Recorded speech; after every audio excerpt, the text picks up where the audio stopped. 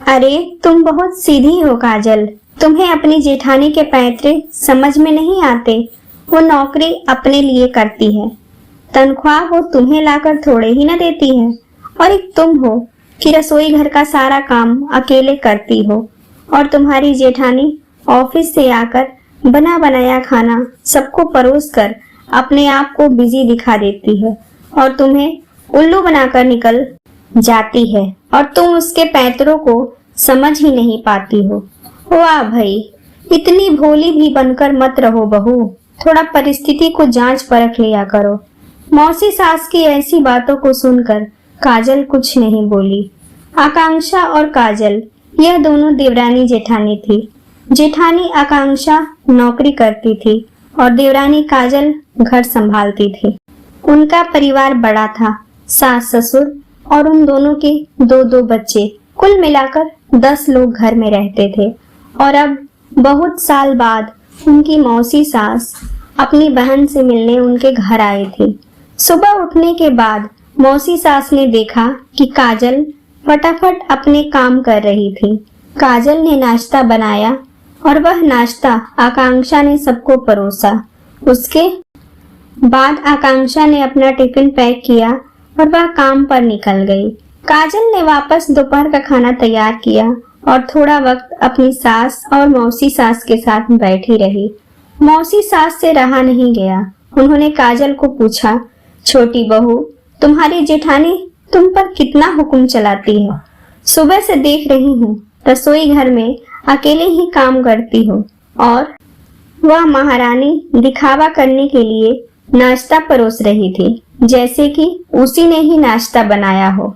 यह सुनने के बाद काजल ने मौसी सास की तरफ देखा और बोली, मौसी जी, ऐसा कुछ नहीं है, आकांक्षा दीदी बहुत अच्छी हैं। मौसी सास बोली, तुम बहुत भोली हो काजल, मुझे सब समझ में आता है। मेरे बाल धूप में सफेद नहीं हुए हैं। काजल से अब रहा नहीं गया। वह बोली, ऐसा नहीं है मौसी जी, आपको आकांक्षा दीदी ने सबको नाश्ता परोसा वह दिखा, पर आपको यह नहीं दिखा कि दीदी ने मुझे जबरदस्ती सबसे पहले नाश्ता करने दिया और चाय भी दी। वह रोज मुझे ऐसे ही सबसे पहले नाश्ता दे देती हैं, नहीं तो सबके लिए नाश्ता करते करते मैं खुद के लिए नाश्ता बनाना भूल जाती हूँ। दीदी मेरी कितनी चिंता करती हैं।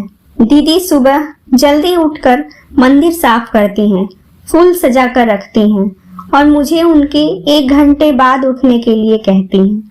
शाम को आते समय बाजार से सब्जी भी लेकर आती हैं, क्योंकि हमारे पति रात को देर से आते हैं और मम्मी जी को आकांक्षा दीदी ने बाजार में जाने को मना किया है, क्योंकि अब उनकी उम्र अधिक हो गई है।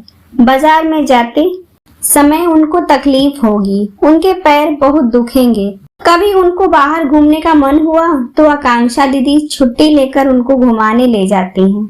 और हाँ मौसी जी, दीदी रोज शाम को आने के बाद वह कितनी भी थकी हो तब भी मुझे खाना बनाने में मदद करती हैं। वह मेरी बड़ी जेठानी जरूर हैं, पर मुझे अपनी छोटी बहन ही समझती हैं और मैं उनको अपनी बड़ी बहन समझती हूँ। यह सब सुनकर मौसी सास एकदम चुप हो गई। उनकी चुगली काजल के आगे टिक नहीं पाई। शाम को आकांक्षा सब्जी की थैली काजल के पास देते हुए बोली, सब्जी के साथ तुम्हारे मन पसंद की मेकअप किट भी है उसमें। यह सुनकर काजल खुश हो गई। आकांक्षा को थैंक यू बोलकर सब्जी की थैली किचन में रखकर वह अपने रूम में चली गई।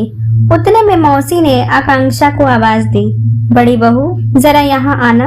मौसी जी बोली, आकांक्षा तुम इतनी मेहनत करके पैसे कमाती हो और ऐसे फालतू में मेकअप खरीदी और इतना खर्चा मुफ्त का करती हो, वह भी अपनी छोटी देवरानी के लिए। वह ऐसे भी घर में बैठकर करती क्या है? तुम दिन भर मेहनत करती हो और वह घर में आराम करती है। इस पर आकांक्षा हंसकर बोली, क्या मौसी जी आराम? और काजल, उसे तो कहने पर भी वह आराम करती नहीं। सुबह उठकर बेचारी काम करती रहती है, सबका मनपसंद खाना, मेरे और उसके मिलाकर 4 बच्चों का टिफिन सब वही तो करती है, और तब भी उसके चेहरे पर हमेशा आनंद दिखता है। सुबह की चाय पीने के लिए उसके पास वक्त तक नहीं रहता। दोपहर को जब बच्चे घर आते हैं तो उनका खाना, होमवर्क सब वही देखती है। इसलिए मुझे बच्चों का टेंशन नहीं रहता है और इससे मैं ऑफिस में मन लगाकर काम कर पाती हूँ। कुछ दिन पहले ही मुझे प्रमोशन मिला है। इसके अलावा मम्मी जी और पापा जी की दवाइयाँ कभी खत्म हो गई और कभी लाने की हो तो वही ध्यान में रखती है। घर में कोई मेहमान आए तो उनकी मेहमान नवाजी भी वही करती है। मौसी जी, घर और बच्चे संभालना छोटी बात नहीं है। इतना सब सुनकर मौसी जी उनकी तो बोलती ही बंद हो गई। काजल कभी कोई शिकायत नहीं करती है, वह सब काम कर लेती है। फिर मैं छोटी बहन के लिए इतना तो कर सकती हूँ ना। मैं नहीं करूँगी तो कौन करेगा। इतना बोलकर आकांक्षा अपने रूम में चली गई। यह सब बोलना आकांक्षा के सास पीछे खड़े होकर सुन रही थी। वह अपनी बहन के पास आई और बोली, दीदी, यह दोनों देवरानी जेठानी जरूर हैं, लेकिन उनका रिश्ता दो सगी बहनों से ज्यादा पक्का है। मेरे घर की मजबूत दीवारें हैं ये दोनों। पहले मैं भी हमेशा इन दोनों में झगड़ा लगाने का प्रयास करती थी, पर यह दोनों के प्यार के आगे मैं भी हार गई। वैसे भी झगड़ा लगाकर नुकसान तो हमारे ही घर का होगा ना। पर यह बात मौसी को समझ में नहीं आई। वह कमरे से बाहर चली गई, क्योंकि उन दोनों में झगड़ा लगाने के लिए ही वह आई थी। पर आकांक्षा और काजल, इनके जैसी दो समझदार देवरानी जेठानी के बीच झगड़ा करवाना बहुत मुश्किल था। तो दोस्तों, आकांक्षा और काजल, इनके जैसी समझदार देवरानी जेठानी जिस घर में होंगे उस घर का कोई बुरा नहीं कर सकता। जिस घर में ऐसी बहुएं होंगी वह घर स्वर्ग बन जाएगा। दोस्तों, अगर आपको हमारी ये कहानियाँ पसंद आती हैं तो प्लीज आप हमारे वीडियो को लाइक करें, शेयर करें और कमेंट करके अपनी राय जरूर दें। और हाँ, हमारे चैनल को सब्सक्राइब करना बिल्कुल भी ना भूलें। धन्यवाद।